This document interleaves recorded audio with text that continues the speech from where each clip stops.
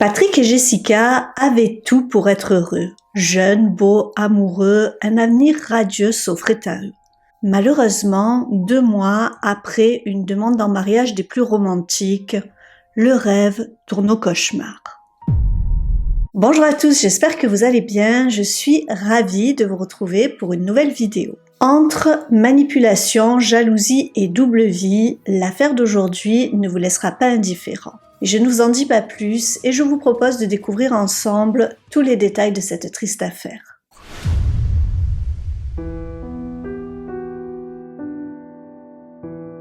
C'est en Floride, le 4 juin 1992, que Patrick naît. Sa mère, Patricia, est française. Après avoir terminé ses études dans le sud de la France, elle décide, à la fin des années 80, de s'installer aux États-Unis, plus précisément en Floride, où elle devient professeure de français. C'est là qu'elle rencontre Max, le père de Patrick.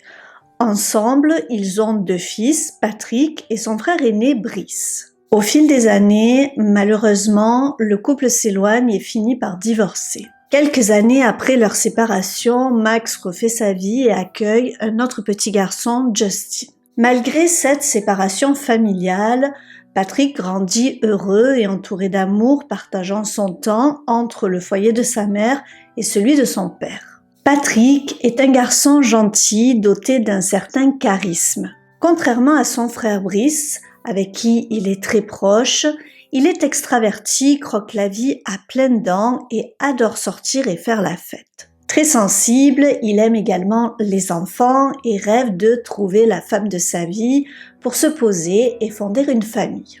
En juin 2017, à l'aube de ses 25 ans, Patrick vit avec son père, Max, dans une petite maison isolée, nichée au cœur d'une zone boisée. Tous deux travaillent ensemble dans le bâtiment. Patrick, jeune homme séduisant, a toujours connu un certain succès auprès des femmes. Pourtant, il n'est pas du genre à enchaîner les relations sans lendemain. Ce qu'il recherche avant tout, c'est une histoire sérieuse, celle qui lui permettra de construire la vie de famille dont il rêve tant. Un jour, poussé par l'un de ses amis, Patrick décide de s'inscrire sur un site de rencontre. Bien qu'il ait de nombreux a priori et qu'il n'y croit pas vraiment, il se lance malgré tout. C'est ainsi qu'en juin 2017, en parcourant divers profils, son attention se porte sur la photo d'une séduisante brune. Sous le charme, il y envoie un message. Elle répond rapidement et se présente. Elle s'appelle Jessica Devnani, née en 1988 à Orlando. La jeune femme est d'origine pakistanaise et travaille dans une agence bancaire de sa ville natale. Elle aussi est immédiatement attirée par le physique du jeune homme. Tous deux entament une conversation qui s'avère être le début de quelque chose de spécial. Dans les jours qui suivent, ils échangent quotidiennement et se rapprochent au point de partager leur numéro de téléphone. Pendant 2 semaines, chaque soir, ils passent des heures à discuter. Entre eux, c'est une évidence, une connexion immédiate. Si bien qu'ils décident de se rencontrer. Bien qu'ils vivent dans le même état, près de 2 heures de route les séparent, ils conviennent alors de se retrouver à mi-chemin. Cette rencontre ne fait que renforcer leur certitude, c'est un véritable coup de foudre. Jessica, comme Patrick, est extravertie et adore sortir et faire la fête. Ils découvrent également qu'ils partagent une passion commune pour les voyages. Très vite, ils tombent follement amoureux l'un de l'autre. Dans les mois qui suivent, le jeune couple vit sur un petit nuage. Patrick est persuadé d'avoir trouvé l'amour de sa vie. Il confie à sa mère, Patricia, avec qui il entretient une relation très proche, « Maman, je pense avoir trouvé la bonne personne ». De son côté, la famille de Jessica est tout aussi enchantée par Patrick. Sa sœur Vanessa ainsi que ses parents, très proches de la jeune femme, se réjouissent de la voir si heureuse et épanouie. Le frère de Patrick, Brice, et leur mère Patricia s'entendent parfaitement avec la famille de Jessica. Ensemble, ils participent régulièrement à des événements familiaux et partagent des après-midi chaleureux. En décembre 2017, après plus de 6 mois de relation, Patrick organise un dîner romantique au cours duquel il fait sa demande en mariage. Pour marquer cette occasion, il offre une bague à Jessica, mais lui annonce qu'il lui réserve une surprise. Il a commandé une bague personnalisée, un bijou unique, car rien n'est trop beau pour sa bien-aimée. Cette bague qu'il souhaite parfaite doit lui être livrée dans quelques semaines. Bien évidemment, Jessica, comblée de bonheur, accepte sa proposition. Patrick et Jessica sont sur un petit nuage et commencent à se projeter dans la préparation de leur mariage. Malheureusement, ils sont loin de se douter que ce rêve va bientôt se transformer en cauchemar.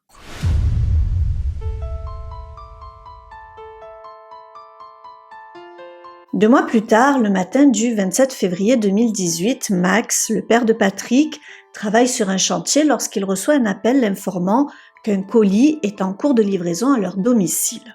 Max explique qu'il n'est pas présent, mais que son fils Patrick est à la maison et pourra réceptionner la commande. Il lui envoie immédiatement un SMS pour le prévenir de l'arrivée du colis. Quelques minutes passent sans réponse. Max tente alors de joindre son fils par téléphone, mais Patrick ne décroche pas. Pendant ce temps, Jessica, qui est au travail, essaie également de le contacter, mais en vain. Très vite, elle commence à s'inquiéter. D'ordinaire, il est toujours disponible pour elle. La veille au soir, comme à son habitude, il lui a laissé un message vocal pour lui souhaiter une bonne nuit et lui promettre de lui envoyer un texto le lendemain matin. Mais aujourd'hui, ce texto n'est jamais arrivé. Inquiète, Jessica décide de joindre Max qui lui confirme qu'il tente lui aussi de joindre Patrick sans succès. Ce silence est inhabituel et commence à alarmer les deux proches. Ne pouvant quitter son chantier, Max contacte alors sa petite amie actuelle, Shannon, propriétaire de la maison où il vit avec Patrick. Il lui demande d'aller sur place pour vérifier ce qu'il se passe. Shannon réagit immédiatement et se rend au domicile familial où elle arrive à 11h30. En arrivant, elle remarque à l'entrée de la propriété un mot destiné au livreur indiquant qu'ils doivent appeler Max en cas de livraison. Le numéro de téléphone de Max est inscrit sur la note. Ce détail explique pourquoi il a reçu l'appel concernant le colis plus tôt dans la matinée. Shannon s'engage ensuite sur le chemin menant à la maison. En s'approchant, elle remarque immédiatement que la porte d'entrée est grande ouverte. Elle constate également que la vitre de la porte est brisée avec des morceaux de verre éparpillés sur le sol. L'atmosphère est troublante et laisse présager le pire. En s'approchant de la maison, Shannon est confrontée à une vision d'horreur. Patrick gît sur le sol, baignant dans une mare de sang, inconscient. Sous le choc, elle compose immédiatement le 911 pour signaler qu'elle vient de trouver Patrick mort, apparemment abattu par balle. L'opérateur lui demande si elle a tenté de pratiquer un massage cardiaque, mais elle répond que non, précisant que le jeune homme est déjà froid. Pour elle, il ne fait aucun doute qu'il est décédé. Quelques minutes plus tard, folle d'inquiétude, Jessica arrive sur les lieux.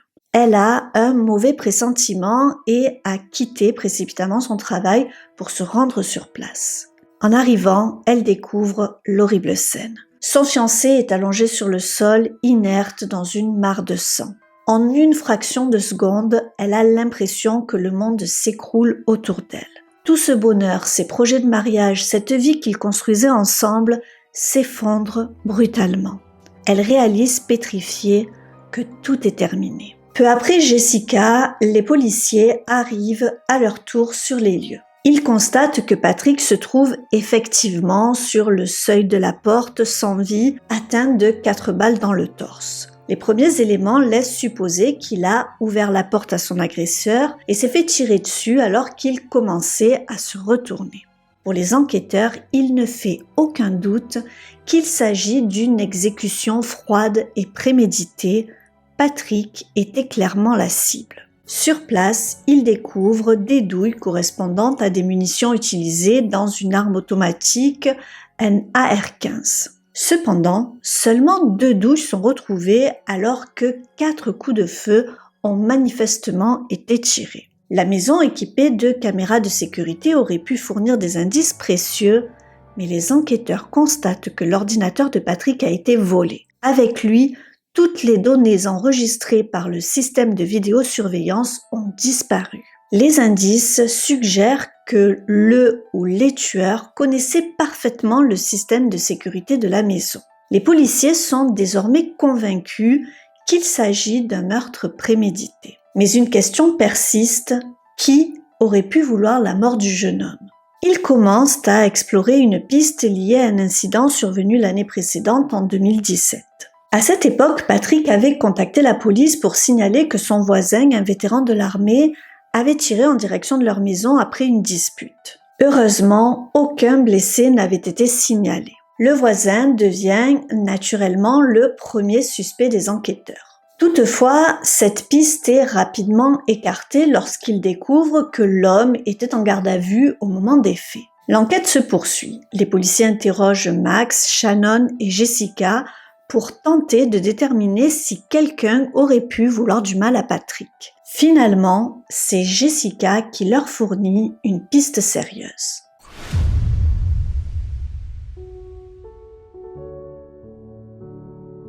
Avant d'être avec Patrick, Jessica a vécu une relation de 8 ans avec un homme, Gregory Bender. À l'époque, elle est encore étudiante lorsqu'elle le rencontre, comme Patrick, via un site de rencontre. Gregory est bien plus âgé qu'elle, il a 42 ans, soit 21 ans de plus qu'elle. Jeune femme de 21 ans, Jessica est immédiatement séduite par le charisme de ce quadragénaire. Gregory est un riche gestionnaire de fonds spéculatifs, un homme brillant et charismatique. À ses côtés, Jessica découvre un mode de vie nouveau, marqué par le luxe et le bling-bling. Gregory aime se mettre en avant, exhibe ses grosses voitures puissantes et affiche sans retenue sa réussite et sa richesse. Tout comme avec Patrick, la connexion entre eux est immédiate. C'est un véritable coup de foudre qui marque le début d'une histoire passionnée. Au départ, tout se passe à merveille et Jessica se sent totalement en phase avec son nouvel amant.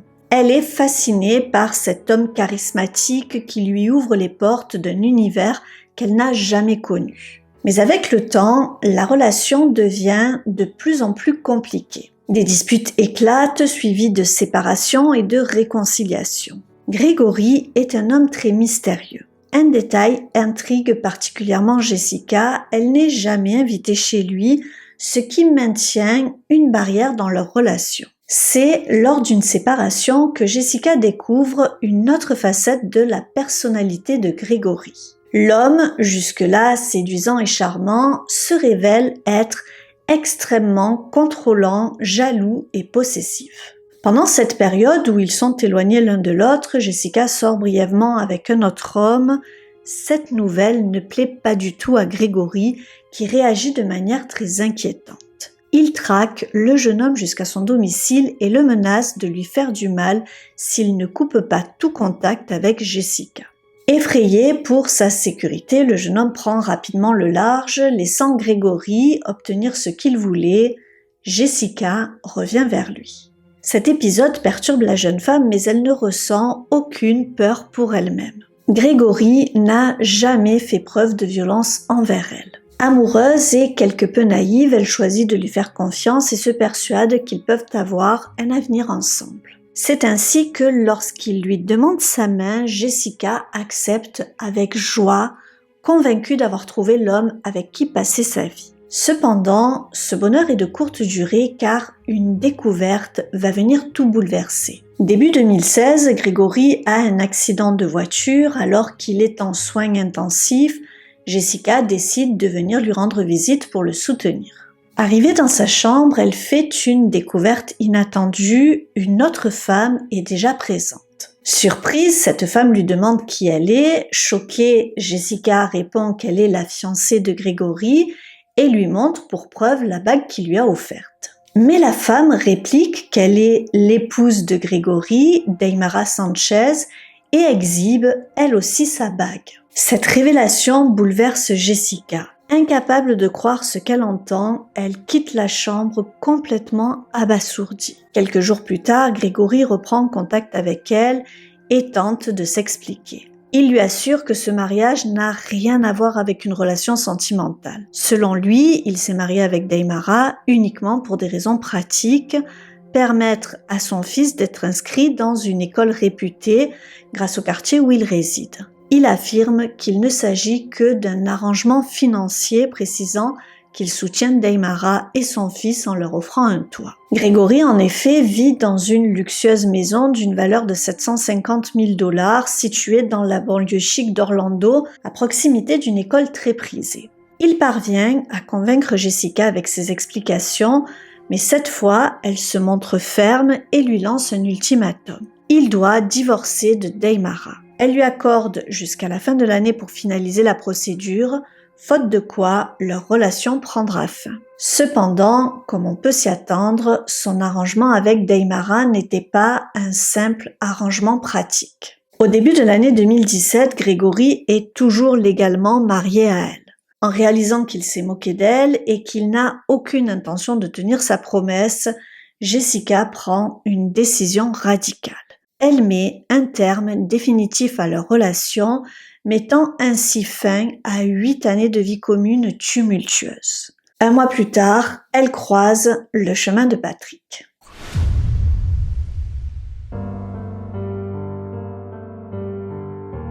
Connaissant le caractère possessif et jaloux de son ex-compagnon, Jessica décide de garder sa relation avec Patrick secrète au début. Cependant, Grégory, qui n'a jamais accepté leur rupture, ne tarde pas à retrouver sa trace. Dès les premiers mois, il commence à surveiller Jessica. Après 5 mois de relation avec Patrick, Grégory découvre son profil Facebook. En voyant que Jessica a refait sa vie avec un jeune homme aussi séduisant que Patrick, il est fou de jalousie et incapable d'accepter la situation.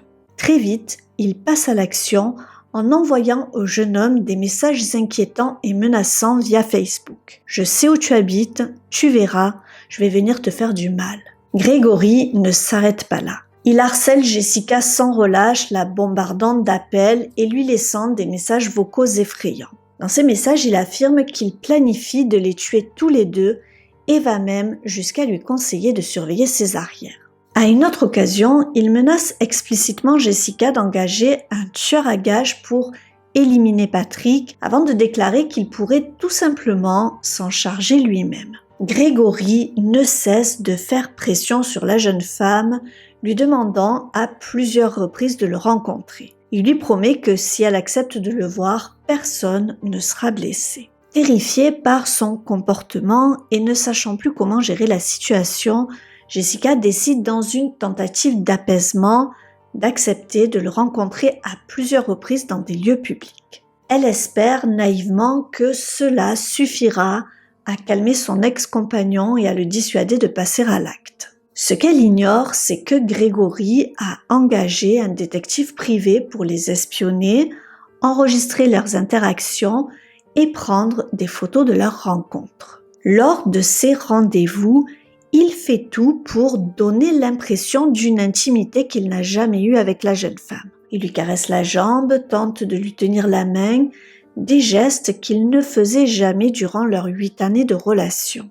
Prêt à tout pour détruire le couple de Jessica et Patrick, il utilise ces photos à son avantage. Il les envoie à Patrick pour lui faire croire que Jessica joue un double jeu et qu'elle n'a jamais réellement rompu avec lui. Comme on peut l'imaginer, le jeune homme est profondément bouleversé en recevant ces images. Ses doutes s'immiscent dans son esprit et il commence à remettre en question la sincérité de la jeune femme. Ces tensions provoquent une rupture temporaire entre les amoureux qui se séparent quelques jours. Finalement, Jessica parvient à convaincre Patrick que tout cela n'est qu'une manœuvre malveillante orchestrée par son ex pour semer la discorde. Rassuré par les explications sincères de la jeune femme qu'il aime, Patrick décide de lui faire de nouveau confiance et leur couple reprend son cours. Mais en novembre 2017, les menaces de Grégory franchissent un nouveau cap terrifiant. Effrayée et à bout de nerfs, la jeune femme décide en décembre 2017 de prendre une mesure drastique. Elle demande une ordonnance de protection contre Grégory. Cette ordonnance lui interdit de s'approcher de Jessica et Patrick. De plus, l'ex-obsédé est contraint de remettre sa collection d'armes à feu aux autorités. Les 2 mois qui suivent cette décision sont un véritable soulagement pour le couple. Libérés de la pression constante de Grégory, ils savourent leur amour et en profitent pleinement. C'est d'ailleurs à cette période que Patrick décide de demander Jessica en mariage. Délivrés de la menace de Grégory, ils vivent sur un petit nuage rempli d'espoir et de bonheur jusqu'au tragique jour du 27 février 2018. En réalité, ce matin-là, Jessica est particulièrement inquiète. Alors qu'elle est au travail, elle reçoit sur son téléphone professionnel 2 appels inattendus de Grégory. Elle ne répond pas, mais le simple fait de voir son nom s'afficher sur l'écran la plonge dans une angoisse profonde. Après 2 mois de calme, le cauchemar semble reprendre. Jessica sent que quelque chose ne va pas. C'est cette inquiétude qui la pousse à chercher à joindre Patrick ce matin-là pour s'assurer qu'il va bien, mais à son grand désarroi, Patrick ne répond pas à ses appels. Un mauvais pressentiment s'empare d'elle. Dévorée par l'inquiétude, elle quitte précipitamment son travail pour aller vérifier elle-même si tout est en ordre chez Patrick. Malheureusement, elle était loin de se douter de l'horreur qui l'attendait.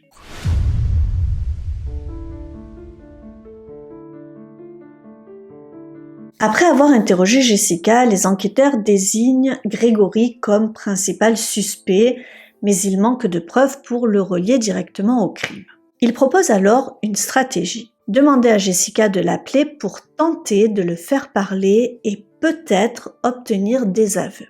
Prête à tout pour aider à résoudre le meurtre de l'homme qu'elle aime, Jessica accepte de collaborer. En présence des enquêteurs qui la guident tout au long de la conversation, elle compose le numéro de Grégory. Pendant l'appel, il nie catégoriquement toute implication dans le meurtre de Patrick. Il prétend avoir appris la nouvelle à la télévision et se dit désolé pour Jessica. Lorsque celle-ci évoque les menaces qu'il a proférées dans le passé, il nie à nouveau, affirmant qu'elle est son amie et qu'il ne pourrait jamais lui faire de mal. Jessica va même jusqu'à lui poser directement la question « Est-ce toi qui as tué Patrick ?» Il répond calmement que non, ce n'est pas lui. Cet appel n'apporte aucune preuve concrète pour les policiers, c'est un échec. Grégory continue de nier toute responsabilité et il reste sans éléments incriminants. Cependant, les enquêteurs notent un détail crucial. En appelant Jessica ce matin-là, Grégory a violé l'ordonnance de protection qui lui interdisait de la contacter. Il décide donc de l'arrêter pour cette infraction. Le soir même du meurtre, il est placé en détention. Le lendemain de l'arrestation de Grégory, un nouvel élément relance l'enquête. L'avocat de Deimara Sanchez-Bender, l'épouse de Grégory, contacte les enquêteurs par téléphone. Il leur indique que sa cliente détient des informations cruciales concernant l'affaire. Un détective fixe un rendez-vous avec Deimara dans un parking. Lorsqu'elle arrive, elle est extrêmement nerveuse. Tout d'abord, elle précise qu'elle n'est plus mariée avec lui, leur divorce a été finalisé en décembre 2017 et ils ne vivent plus ensemble depuis. Contrairement à ce qu'on pourrait penser, ce n'est pas Grégory qui a initié le divorce, mais Deimara elle-même. Selon elle, il a été profondément affecté par cette séparation. Elle raconte qu'avant de quitter le domicile familial en décembre 2017, elle a découvert un carnet bleu à spirale dans la maison. En le feuilletant, elle est tombée sur ce qu'elle pense être un plan de meurtre écrit par son ex-mari. Dans ce carnet, Grégory avait noté une liste de tâches détaillées pour tuer quelqu'un. Il y mentionnait, entre autres, quels vêtements porter, quelle méthode utiliser, comment se débarrasser des preuves et bien d'autres détails spécifiques. Mais ce n'est pas tout. Il avait également dessiné une carte précise de la propriété de Patrick, accompagnée d'instructions sur la manière d'y accéder. Choqué par cette découverte, Deimara l'avait confronté à ce sujet. Ce dernier lui avait répondu que ce carnet n'était rien de sérieux, qu'il l'avait écrit pour s'amuser et que tout cela n'était qu'un fantasme sans réelle intention de passer à l'acte. Sur le moment, Deimara avait décidé de ne plus y penser. Mais lorsque la nouvelle du meurtre de Patrick a éclaté, son sang n'a fait qu'un tour. Elle a immédiatement fait le lien avec ce carnet et, bouleversée, a contacté son avocat. Celui-ci lui a conseillé de tout révéler à la police. Pour les enquêteurs qui peinent à trouver des preuves tangibles reliant Grégory au crime, cette information est une aubaine. S'ils parviennent à mettre la main sur ce carnet, cela pourrait être la pièce manquante pour établir un lien direct entre lui et le meurtre de Patrick. Ils ne perdent pas de temps, dès qu'ils obtiennent le témoignage de Daymara, ils demandent un mandat de perquisition pour la maison de Grégory. Le mandat est approuvé le jour même.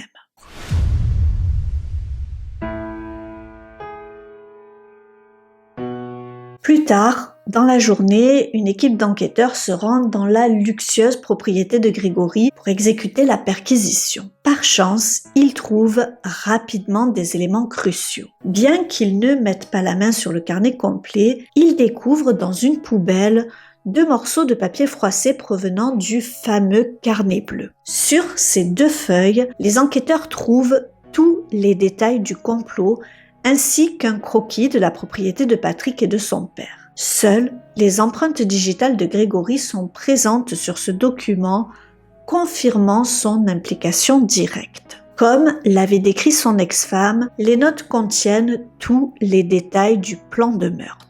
Grégory avait prévu de se faire passer pour un voleur. Son idée était de menacer son rival avec une arme et de lui faire croire qu'il venait simplement pour le cambrioler, promettant de ne pas lui faire de mal s'il coopérait. Cependant, son plan ne s'arrêtait pas là. Il avait l'intention d'injecter à Patrick une dose d'héroïne et de fentanyl, puis d'attendre 15 minutes pour s'assurer qu'il succomberait à une overdose. Si Patrick survivait, il avait prévu de l'étouffer avec ses mains. Chaque détail était soigneusement planifié jusqu'à sa tenue. Grégory avait noté qu'il porterait un sweat à capuche et un pantalon de survêtement neuf avec du ruban adhésif placé sous ses chaussures pour éviter de laisser des empreintes. Il avait également écrit des consignes précises telles que désactiver son téléphone portable, se débarrasser des vêtements portés lors du crime, des plaques d'immatriculation et des traceurs GPS et des gants.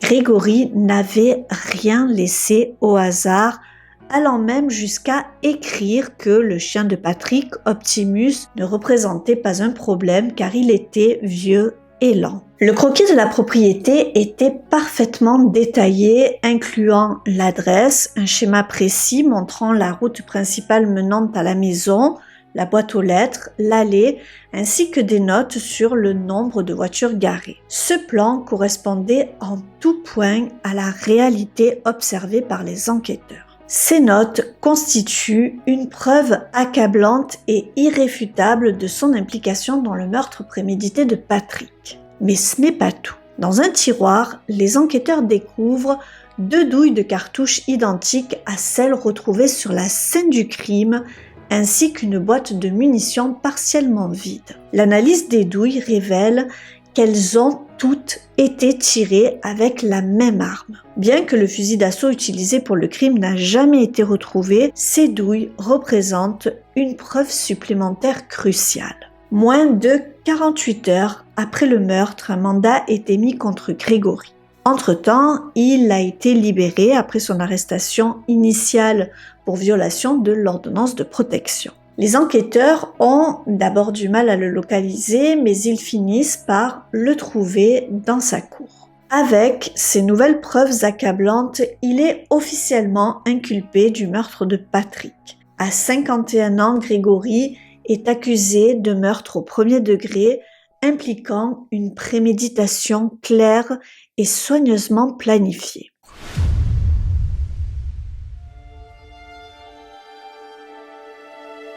C'est en mai 2021, plus de 3 ans après le meurtre de Patrick, que le procès s'ouvre. Dès le début, Grégory plaide non coupable. Pour le procureur, il incarne le portrait d'un partenaire possessif et jaloux, incapable d'accepter la fin de sa relation. Pendant une partie de son histoire avec Jessica, il menait une double vie, étant marié à une autre femme, Daymara Sanchez. Lorsque Jessica a découvert cette trahison, elle lui a donné un ultimatum, divorcer ou mettre fin à leur relation. Grégory n'a pas tenu sa promesse et Jessica, fidèle à sa décision, l'a quitté définitivement. Cette rupture a été insupportable pour lui. Dans un premier temps, il a tenté de convaincre la jeune femme de revenir, mais elle était catégorique, elle avait tourné la page. Refusant d'accepter son départ comme il l'avait montré dans le passé, Grégory s'est mis à la traquer. Il a rapidement découvert que Jessica avait un nouvel homme dans sa vie, Patrick. Ne pouvant tolérer cette nouvelle relation, Grégory a vu Patrick comme un obstacle insurmontable à une éventuelle réconciliation avec la jeune femme. Pour lui, cet obstacle devait être éliminé. Selon le procureur, le matin du meurtre, il s'est caché dans les buissons près de la maison de sa cible, hors de vue. Il a d'abord passé un appel au père de Patrick, Max, en se faisant passer pour un livreur, afin de confirmer que Patrick était seul à la maison. Après cet appel, Max a envoyé un texto à Patrick pour l'informer qu'une livraison était prévue. Le jeune homme, ne se doutant de rien, a ouvert la porte, probablement convaincu qu'il allait récupérer la bague de fiançailles qu'il avait commandée pour Jessica. À cet instant, Grégory, embusqué, lui a tiré dessus.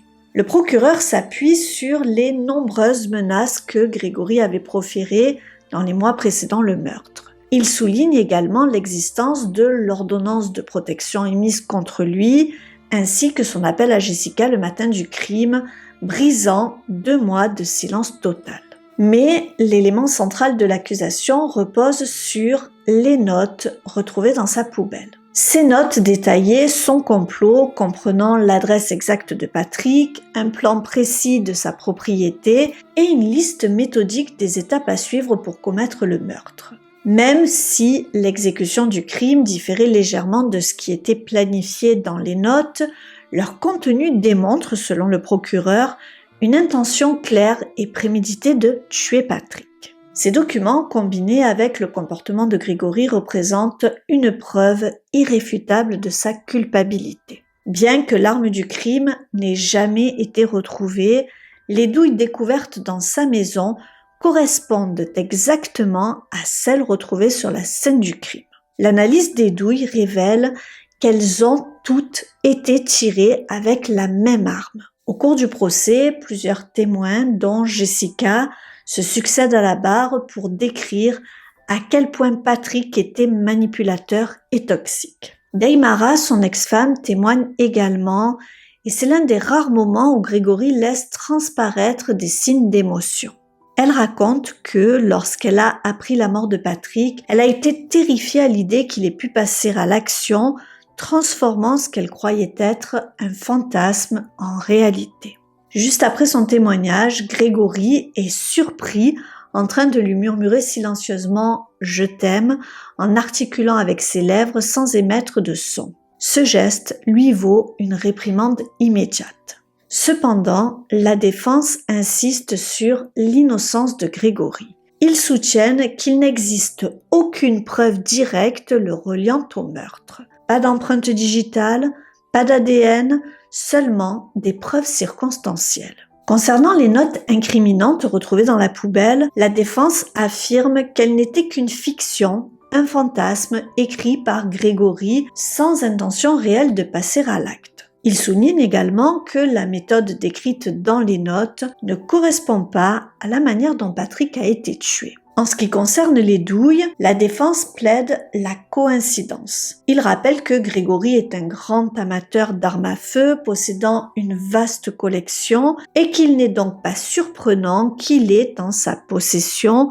des munitions similaires à celles utilisées lors du crime. Il ne s'arrête pas là. La défense accuse Jessica de jouer un double jeu, rappelant qu'elle a dîné avec lui en novembre 2017 alors qu'elle était supposée être heureuse dans sa relation avec Patrick. Il présente des enregistrements vidéo des rencontres entre eux où l'on peut les voir relativement proches. Selon la défense, cela prouve que Grégory n'avait aucune raison de tuer Patrick puisqu'il entretenait encore une certaine proximité avec Jessica. Dans une tentative désespérée d'innocenter leur client, les avocats de Grégory vont même jusqu'à accuser Max, le père de Patrick, du meurtre de son propre fils. Selon cette hypothèse, Max aurait nourri des sentiments pour Jessica, lui aurait fait des avances qu'elle aurait rejetées et aurait alors tué son fils par jalousie. Max, abasourdi par ce qu'il vient d'entendre, réfute catégoriquement ces accusations. Bien qu'il admette trouver Jessica jolie,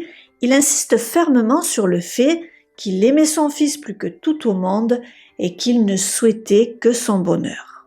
Pour appuyer sa défense, il rappelle qu'au moment du meurtre, il se trouvait à 70 miles de la maison travaillant sur un chantier. Cette distance, selon lui, rend impossible toute implication dans l'horrible crime. Après 4 jours de témoignages et de débats acharnés, les deux parties présentent leurs arguments finaux et le jury se retire pour délibérer. À l'issue des délibérations, Grégory est reconnu coupable de meurtre avec préméditation au premier degré. Il est condamné à la réclusion à perpétuité sans possibilité de libération conditionnelle. Pour Jessica et la famille de Patrick, c'est un soulagement, même si rien ne peut ramener le jeune homme.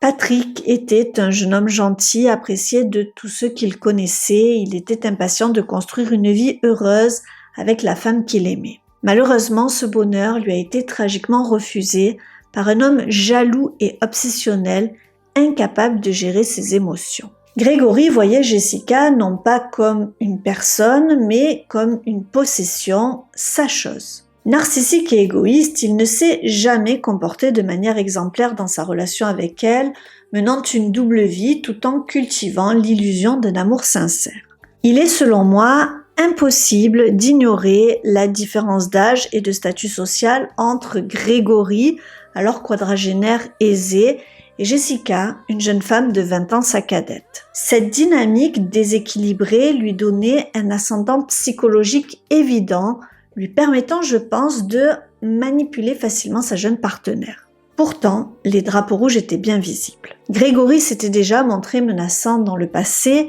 traquant un ancien petit ami de Jessica et le forçant à s'éloigner d'elle. Malheureusement, jeune et naïve, la jeune femme n'avait pas mesuré pleinement le danger que cela représentait.